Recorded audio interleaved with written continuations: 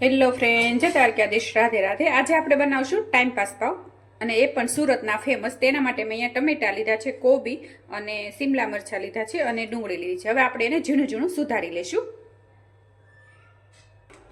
અને અહીંયા મેં કોબી અને મરચાં અને ટમેટા અને ડુંગળી ઝીણું ઝીણું સુધારી લીધું છે। હવે આપણે મિક્સ કરી નાખશું। અને અહીંયા મેં મોટું બાઉલ લઈ લીધું છે, તેમાં આપણે આ સુધારેલી કોબી અને સિમલા મરચાં ઉમેરી દઈશું, અને ડુંગળી ને ટમેટા, અને સ્વાદ પ્રમાણે થોડુંક મીઠું ઉમેરી દઈશું। અને તેમાં આપણે માયોનીઝ નાખશું,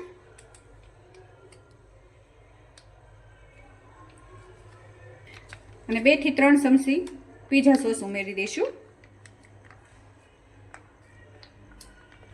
અને 1 ચમચી જેટલો આપણે ટમેટાનો સોસ ઉમેરશું, અને 2 ચમચી જેટલી આપણે શેઝવાન ચટણી ઉમેરવાની છે। આનાથી સ્વાદ બહુ સરસ આવશે। અને આમાં તમે જેટલા વેજીટેબલ લેવા હોય એટલા તમે લઈ શકો। અને તમે એકવાર આવી રીતે ટાઈમ પાસ પાવ બનાવજો, બહુ સરસ બનશે। અને થોડી કોથમીર ઉમેરી દઈશું, અને હવે બધું આપણે મિક્સ કરી લઈશું। આ બધું વેજીટેબલ તૈયાર છે। હવે આપણે પાવમાં ભરી લઈશું। અને અહીંયા મેં પાવ લઈ લીધા છે, આપણે વચ્ચેથી કટ કરી લેવાના છે। અને અહીંયા તમને મોટા પાવ મળે ને તે પણ તમે લઈ શકો। આવી રીતે 2 ભાગ કરી લેવાના છે।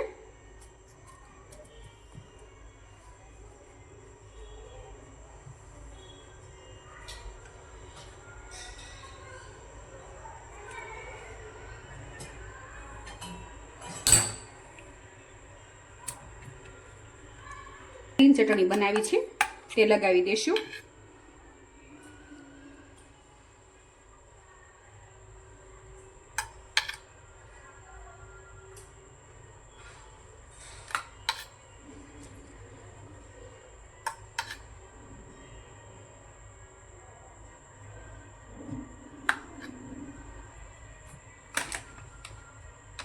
અને થોડુંક માયોનીઝ લગાવી દઈશું।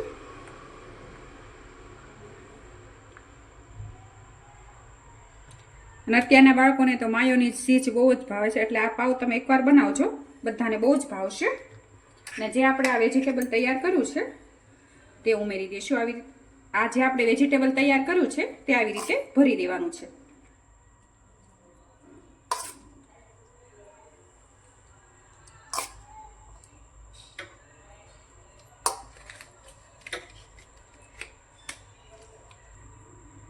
અને અહીંયા મેં પાવ ભરી લીધા છે, ને હવે આવી રીતે પેક કરી દેવાના છે।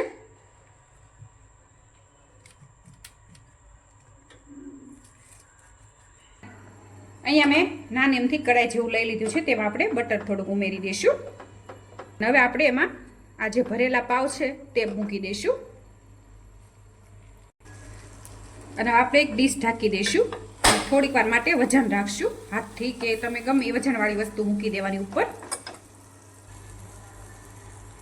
અને હવે આપણે ડીશ લઈ લઈશું, અને આ સાઈડ પણ આપણે થોડુંક આવી રીતે બટર લગાવી દેવાનું છે, અને ફેરવી લેવાનું છે। આવી રીતે વજન દઈને બનાવશો એટલે તમે બહારથી લાવો તેવી જ બનશે, અને તમે મશીનમાં બનાવો તેવી પણ બનશે। આવી રીતે વજન મૂકી દેવાનું,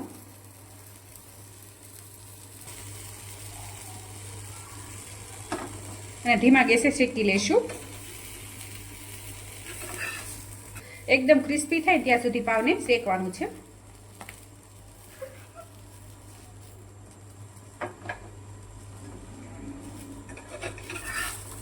અહીંયા આપણું પાવ શેકાઈ ગયું છે, હવે કાઢી લઈશું। તમે જોઈ શકો છો સરસ શેકાણું છે, મશીનની પણ જરૂર નથી પડી। અને અહીંયા મેં એક ડીશમાં શેકીને પાવ લઈ લીધા છે, હવે આપણે ખોલી લઈશું। એમાં સીજ ઉમેરવાનું છે, અને આ પાવ તમે જ્યારે બનાવો ત્યારે આમાં સીજ થોડુંક વધારે ઉમેરવાનું।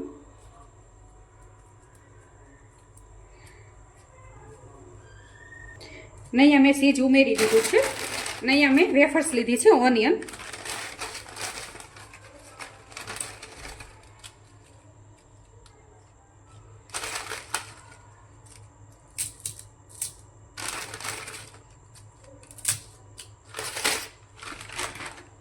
હવે પેક કરી દેશું।